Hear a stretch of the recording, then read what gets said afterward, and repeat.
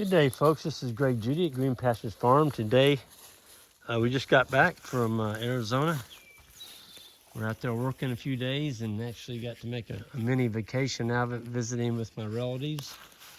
All my sisters came in at Tucson. I have one sister that lives there. Anyway, our flight was delayed, and so Jan and I got a couple extra days there. But now we're back in Missouri, and we just had to get down here to the creek. It's a beautiful time of the year. There's green coming up, there's water flowing. We've had a couple pretty good rains since we've been gone. I dumped the rain gauge a while ago, and I think it was at 2 3/4 inches. So we were gone 8 days, and there was a couple days that it rained pretty hard.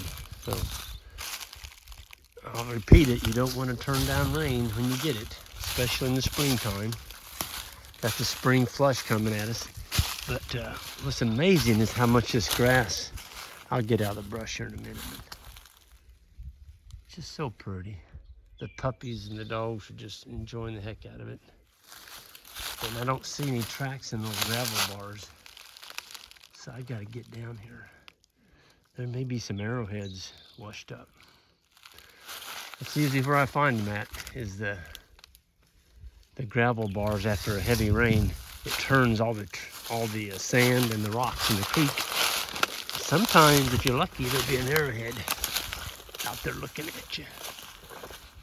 Man, look at that. Wow. When we left, that was, we brought the cattle out of here. So they were here about 3 weeks ago. Yeah, pretty close to that. Of course, it didn't look anything like this. Look at the clover coming up. My goodness. This is the bottom. This is on the Judy. This is on the Judy farm. We had well, this was plowed. My dad used to put soybeans out down here every single year. And so when I got it, I decided no more soybeans, and we converted it to grass. It's the best move we ever made. We're keeping our soil. You know, this is a wet bottom. The water gets up in it sometimes, and we do have an old ravine over here that was started years ago when this was all bare. The creek started getting up and taking out some of this crop field. And we've dumped some big bales in there, and just trying to hold it all together. And I just hate to see bare soil. You can see the remnants. There's a few little places in here where you can see the hay. I'm gonna come down with a pitchfork and spread that one out. I don't wanna have a bare spot. See, it's just too thick. This is what happens when you have hay too thick, folks. I can fix that just by doing that. And it'll take me about 3 minutes for the pitchfork. And then that'll grow grass the rest of the year instead of being a bare spot. But it does need to be fixed right now. The grass is still growing. If you wait until June, this is the April 25th. If you wait, 25, 30 days, and you miss the spring flush and then go in there and try and spread that, it's too late. All you're gonna have is bare dirt there all summer long, when you could have been growing green blades of grass. So that's the importance. If you're gonna unroll hay, make sure you get it thin enough it doesn't kill out your sod. Gosh, it's so beautiful down here. We've got 2 more bales over there left. We're gonna take those back up to the bale yard. We didn't need those. Oh, something they're digging right there. I think that's turkeys. I heard a big old gobbler down here the other morning. He was tearing it up. Let's see what's underneath here. Oh, yeah. Oh, yeah. All the castings. Look at the castings in there. That's earthworm poop. Man, it's beautiful. Wow. Look at that. I keep getting questions, everybody, and I love questions. I'm going to keep answering them too. Does it do any good to drag your pastures when you have all this manure coming into early spring right now? Is it a good thing to do, go out and drag your pastures? And I say, no, don't do that. Because when you, look at that. See, when you drag it and you bust all these cow pats up, now you've got them in little tiny flakes like that spread around, and the earthworms don't chew them up. You keep them moist, give those earthworms a home, they're going to turn all that into that. They're going to turn that whole thing into earthworm castings. You're going to have grass that's going to go clear to the moon. But if you bust all this up,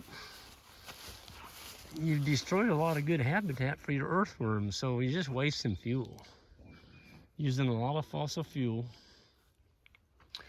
And, you know, this bottom, the whole thing's about 20 some acres. My goodness, can you imagine the time it would take to drag this? Ugh. I can't imagine. I don't want to imagine. Now here's a spot where the hay's a little thick. Let's see what's going on under here. Yep, see the worms are starting to take it. But it's a little bit too thick, and it's turned this grass kind of yellow. So in a spot like that, you know, you just take a pitchfork and just flake it. Just flake it. And that's all you need to do. It's good to go. You're having too much fun there, honey, with your puppies. Boy, them cows did a good job with this. Man. There were 6 bales in here. There's only 3 left. They absolutely stomped them into the ground. I think Venus is glad to see you, honey. Yes. Ugh. So is Rucker. Yeah, that's right. And Smokey. Pretty nice seeing all this green, isn't it? Yes, it is. Yes. Rock and sand and brown and no topsoil. Arizona's got some beautiful country, but they've also got a water shortage issue out there, and definitely is something that I know a lot of people are thinking about. There's a lot of people living out there, and they're depending on the Colorado River and Lake Powell and Lake Mead, you know, to supply their water. And they keep building, and they keep doing a lot of flood irrigation out there, and I don't know. They need to figure something out, because that it just keeps dropping every year. And I think they said the dam then on Lake Powell, if it gets in, I think it's another 60 feet lower, they can't produce power. And it's, you know, they can't produce any hydroelectric. And I think they said that dam's providing electricity for 6 million people. So I think we need to look at ways of capturing the rain when it does come, and not letting it all run down in the creeks and the rivers and the draws and the canyons, and then it's gone. You've got to hold that water, folks. And I think the only tool we have left that can fix that, I mean, there's some technology involved for sure, electric fence, but you've got to have livestock. It's just too big of an area. I mean, livestock, you can do it with livestock. So people say, but Greg, it's the animals that destroyed it in the first place. Yeah, some of it was. Some of it was farming practices. Some of it was grazing, overgrazing, too many animals. And we were in an area there close to El Paso, and I was talking to a rancher out there and his wife, and he said back in the early, I believe it was early 1900s, there was so much grass there that they just couldn't figure out how they're ever going to eat it all. They just kept bringing in more cattle. And they finally reached that tipping point, and they brought in too many. And they overgrazed it and got the ground. Well, it didn't have the tall grass on it anymore. And then it started the wind, you know, and when the rains come, it just started taking it. And a lot of that ground out there is just as devoid now of topsoil. It didn't have any. So we gotta, we've got so many tools at our disposal that we can use to help us. And I think we need to look at some of that. Wow, look at that. Man. Holy moly. Golly. Folks, that's all earthworm turds right there. Just solid earthworm turds. We have soil biology. And the reason we have soil biology is we keep our ground covered. And we're constantly feeding it. All this dry grass you see there, that was winter stockpile that we did not eat, but we trampled it. We trampled it on the ground with the livestock. Now the earthworms are gonna come along and eat that. Oh my, look at that. There's a big old earthworm castle. He's already eaten it all, look at that. All this stuff you see here will be gone in about 30 days. The earthworms will eat it. You gotta feed them. You gotta feed them, folks. And people say, but Greg, you trample that grass on the ground, you're just wasting it. You didn't put it inside a cow belly. You just wasted it. No, you didn't. Didn't waste it at all. Every blade of grass you put on the ground with a cow foot, you get 2 back. That's not waste.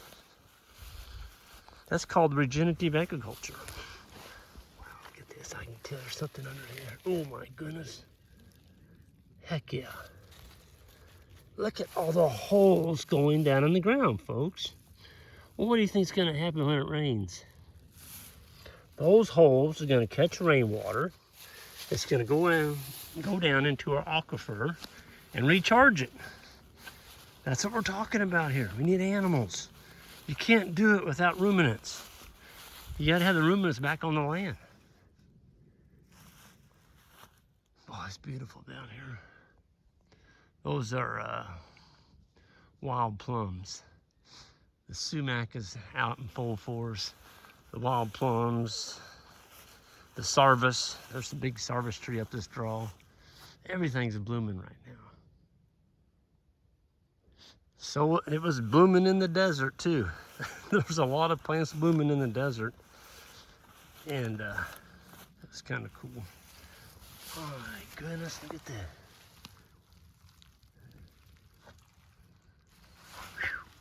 See, we're not going to be back here for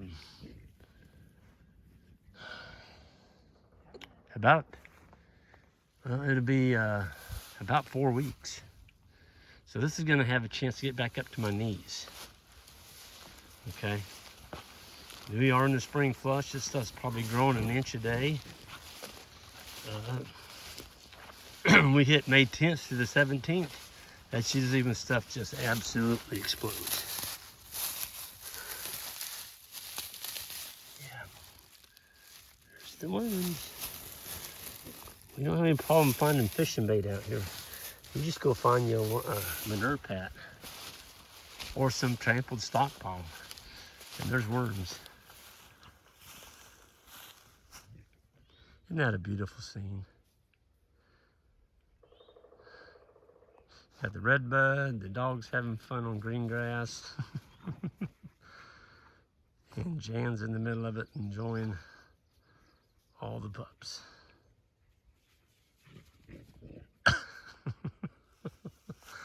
You know, that little dog ain't very big. That's Isaac's little dog, Rucker. Boy, he makes up for it in grit. He is a gritty little booger. Anyway, I'm going to get out of here. It's a beautiful evening.